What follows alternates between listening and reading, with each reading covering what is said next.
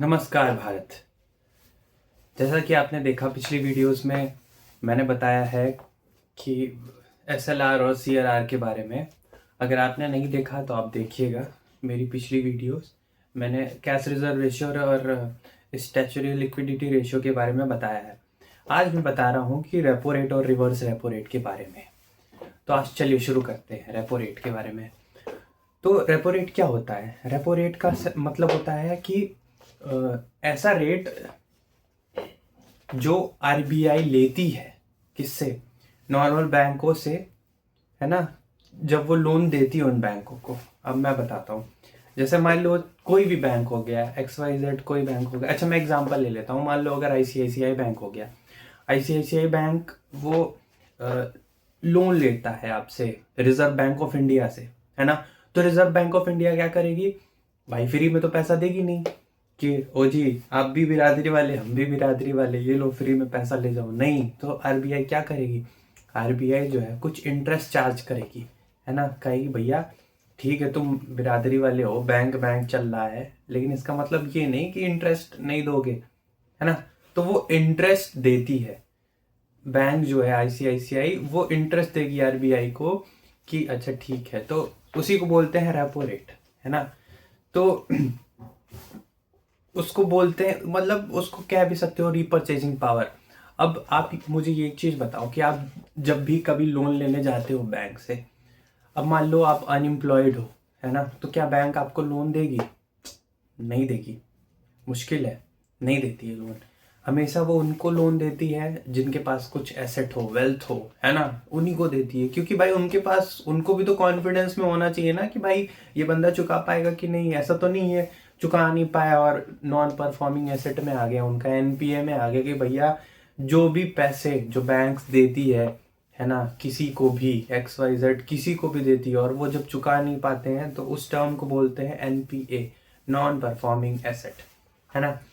और तो हाँ, हम वही बोल रहे थे। तो बैंक्स भी, है ना, इन्हीं लोग को देती है। तो जाहिर सी बात है भाई, ये जब आरबीआई एपेक्स बॉडी है, सबकी हेड है, तो आरबीआई क्यों भाई, वो भी जाहिर सी बात है कुछ कोलैटरल लेगी। तो आरबीआई कोलैटरल लेती है। मान लीजिए मैंने आईसीआईसीआई बैंक का एग्जांपल दिया था, तो आईसीआईसीआई बैंक से कुछ कोलैटरल लेगी। मान लीजिए आईसीआईसीआई बैंक को 100 करोड़ चाहिए, है ना, तो आरबीआई उनसे कोलैटरल लेगी। वो रेट ऑफ इंटरेस्ट डिसाइड कर दे कि भैया तुम 100 करोड़ मेरे से इतना ले जा रहे हो, तो मुझे तुम इतना पैसे वापस करना, है ना, लेकिन कुछ इंटरेस्ट के साथ, है ना। तो वही होता है रेपो रेट। और एक और चीज होती है कि रेपो रेट में वो जो कोलैटरल मैंने आपको बताया ना, वो कोलैटरल जो बैंक देगी, है ना, आरबीआई को, वो कोलैटरल बॉन्ड कुछ भी हो सकता है। ट्रेजरी बिल्स होते हैं, गवर्नमेंट सिक्योरिटीज बोलते हैं उनको, है ना। कि भाई वो भी उनको वो देते हैं कि भैया हम देंगे आपको। और रिपर्चेजिंग पावर जो टर्म तभी आया ना कि वो जो कोलैटरल आरबीआई को देंगे, जब पैसे वो देंगे आरबीआई को वापस, तब वो कोलैटरल जो आरबीआई ली थी उससे आरबीआई से वापस रख लेंगे। इसीलिए इसको बोलते हैं रेपो रेट, है ना। बहुत ही इंपॉर्टेंट और क्रूशियल टर्म है ये अपनी इकोनॉमी का, है ना। बहुत इंपॉर्टेंट है। आप जब भी सुनोगे ना, आप हमेशा सुनोगे आरबीआई ने रेट कट कर दिया, आरबीआई ने रेट बढ़ा दिया, अच्छा रेपो रेट ये होता है ना। हमेशा सुनोगे आप, हमेशा न्यूज पे आता रहता, हमेशा कहीं ना कहीं आप सुनते रहोगे। तो आज से आप जान जाओगे कि रेपो रेट क्या होता है। यही होता है रेपो रेट, है ना। अब बात करते हैं कि रिवर्स रेपो रेट के बारे में। रिवर्स रेपो रेट क्या होता है? जस्ट इसका अपोजिट हो जाता है। अब मैं बताता हूँ कैसे। मान लीजिए कोई कैलेमिटी आ गई या कुछ आ गई, है ना। तो अब भाई आरबीआई एपेक्स बॉडी है, ठीक है, लेकिन उनको भी तो फंड्स की कभी कभी जरूरत पड़ सकती है ना। उनको भी तो फंड्स की जरूरत पड़ सकती है। और दूसरी चीज मैंने बताया था कि मॉनेटरी पॉलिसी के दो सबसे मेन उनके जो दो दो यूजेस होते हैं, कब उनको यूज में लाया जाता है, जब इन्फ्लेशन को कंट्रोल करना हो, दूसरा जब ग्रोथ को बढ़ाना हो, है ना। तो ये दो टर्म के लिए आप आरबीआई जो है जितने भी टूल्स हो गए आपके, रिवर्स रेपो, रेपो सब लेके आते हैं, है ना। एसएलआर, सीआरआर, एमएसएफ, एसडीएफ सब लेके आते हैं। बाकी मैं एमएसएफ और एसडीएफ अगली वीडियो में बताऊंगा आपको। तो हम कहाँ पर थे? हम यहीं पे थे ना कि रिवर्स रेपो रेट पे, है ना। तो उसमें ये होता है कि आरबीआई जो है नॉर्मल बैंक से पैसे लेती है ना, नॉर्मल बैंक से पैसे लेती है कि भैया हमको पैसे की ज़रूरत है, आप एक काम करो हमको इतने पैसे दे दो। अब आरबीआई है भैया, तो भाई जब वो दे रही है, इंटरेस्ट चार्ज कर रही है, तो भाई वो भी कुछ ना कुछ तो देगी ही ना। ऐसा तो नहीं है बोलेगी अरे मोनोपोली है कि भाई हम तुमसे ले सकते हैं, तुम हमको दोगे तो हम काहे दें इंटरेस्ट। ऐसा नहीं होता है ना, क्योंकि इकोनॉमी ऐसे नहीं रन करती है ना। वो भी बैंक्स भी होते हैं तो वो भी चार्ज करते हैं, तो वो भी देते हैं, है ना। तो हम वही कह रहे थे, तो वही होता है रिवर्स रेपो रेट में बैंक से पैसे लेगी आरबीआई और उनको कुछ इंटरेस्ट देगी। अब मैं बताता हूँ आपको, बताए थे ना इन्फ्लेशन और जीडीपी पे कैसे इफेक्ट पड़ता है। मान लो इन्फ्लेशन बढ़ गया है अपनी इकोनॉमी में, है ना। इन्फ्लेशन बढ़ने का मतलब महंगाई बढ़ गई, है ना, कि मतलब डिमांड जो है ज़्यादा हो गई सप्लाई से। तो अब मैं बताता हूँ क्या होगा कि मान लो पहले इंटरेस्ट रेट आरबीआई दे रही थी सिर्फ 5%, अब 5% से उन्होंने बढ़ा के कर दिया 7%, है ना।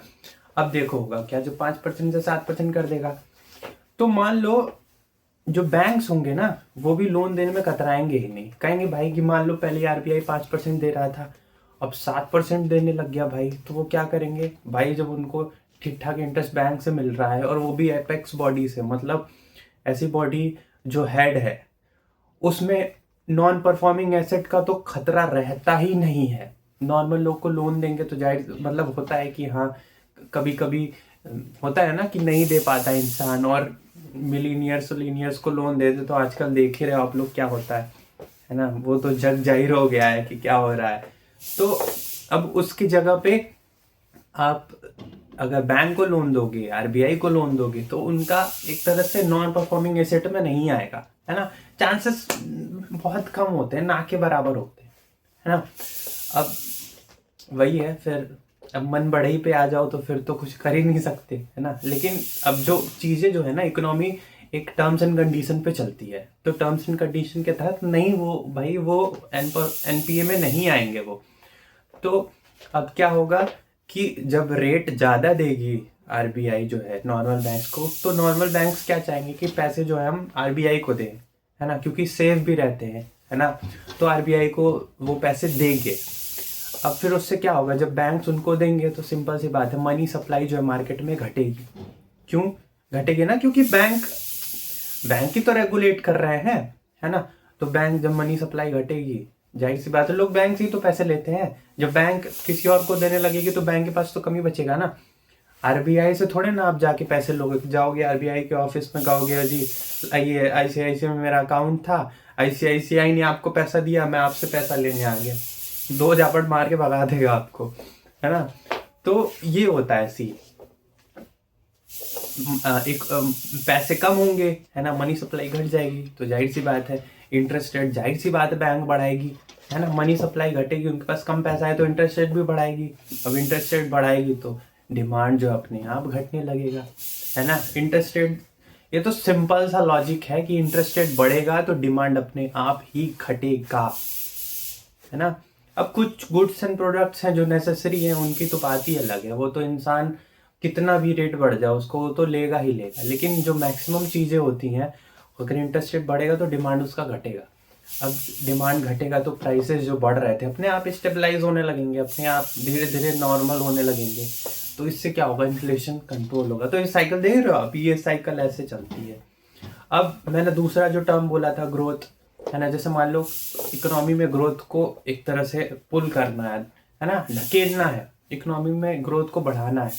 तो अब जैसे मान लो पहले 5% था इनका, है ना, interest rate, reverse repo rate जो था 5% था।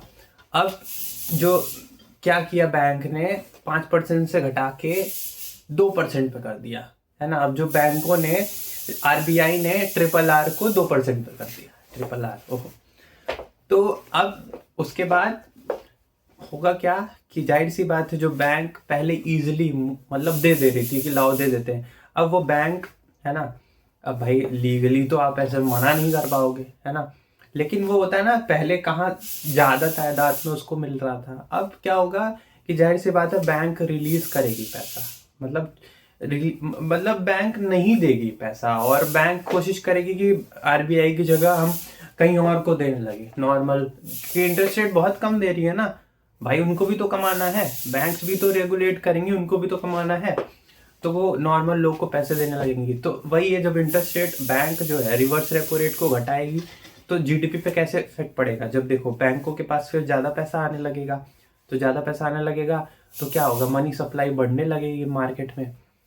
अब देखो जब ज़्यादा पैसा होता है बैंकों के पास ना, तो वो इंटरेस्ट रेट घटाते हैं, है ना, सिंपल सा लॉजिक है। इंटरेस्ट रेट वो घटाएंगे क्यों, आप ही के पास कोई चीज़ बहुत ज़्यादा तादाद में आ गया ना, तो आप सोचोगे कि भाई इसको हटाओ, हटाओ नहीं तो, समझ रहे हो, क्योंकि आपको अपने स्टॉक में और भी तो चीज़ें ले आनी है, ऐसा तो नहीं उसको रखोगे 10 साल तक, नहीं नहीं जी नहीं बिका तो हम ऐसे ही रखेंगे, है ना, हम तो भाई अपने प्राइस पे ही बेचेंगे, है ना। देख रहे हो मार्केट की स्ट्रेटेजी, डिस्काउंट पे जो फ्लिपकार्ट पे अमेजोन पे सेल आता है, डिस्काउंटेड प्राइस पे लंबा लंबा खूब ज़्यादा स्टॉक भेज देते, है ना। तो ऐसे ही होता है, यही होता है, इकोनॉमी ऐसे ही चलती है। तो अब क्या होगा कि अब इंटरेस्ट रेट जब घटाएंगे तो जाहिर सी बात है डिमांड बढ़ने लगेगी, डिमांड बढ़ेगी तो अपने आप प्रोडक्शन बढ़ने लगेगा, है ना। अब प्रोडक्शन बढ़ेगा तो जानते ही फिर क्या होगा, जीडीपी बढ़ेगी, है ना। तो ये दो टर्म बहुत इंपॉर्टेंट है, बहुत ज़्यादा क्रूशियल है ना, जीडीपी और इन्फ्लेशन।